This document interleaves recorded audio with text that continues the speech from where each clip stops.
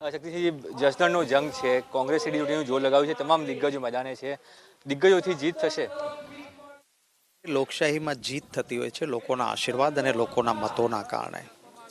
હું કોઈ અમિત શાહ નથી કે જે અહંકારથી એવું કહું 150+ અને પછી લોકો તમને મુશ્કેલીમાં મૂકી દે. ત્યારે આ પરિસ્થિતિ જે નિર્માણ થઈ છે એમાં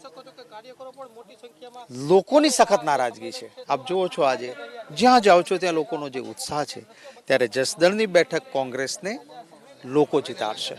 જે મુદ્દો છે સૌથી મહત્વનો, કયા મુદ્દે કોંગ્રેસને મત મળશે, કયું કારણ રહેશે કે જેના કારણે એક મુદ્દો એવો કયો રહેશે કે લોકો કોંગ્રેસને મત આપે? સૌથી પહેલા તો એક પણ મુદ્દો એવો નથી જેના કારણે ભાજપને મત મળે. જે ઉમેદવાર ભાજપ ત્યાં અહીંયા લડી રહ્યા છે એના વિશે આજના વડાપ્રધાન નરેન્દ્રભાઈ મોદી આવીને એટલું અનાપ શનાપ બોલી ગયા છે, લોકો હજી ભૂલ્યા નથી. એમણે અહીંયા આવીને ભાષણમાં કહ્યું હતું કે આ બાવળિયાને કાઢો, આંબા વાવવા છે. આ બાવળિયા તો કાંટા જ વગાડે. હવે એ એમના ઉમેદવાર છે. સામા પક્ષે કોંગ્રેસ પક્ષ પાસે એક જનપ્રતિનિધિ, સકારાત્મક કામ કરનારો, જિલ્લા પંચાયતમાં નીવડેલો વ્યક્તિ, આમ આદમીનો વ્યક્તિ છે.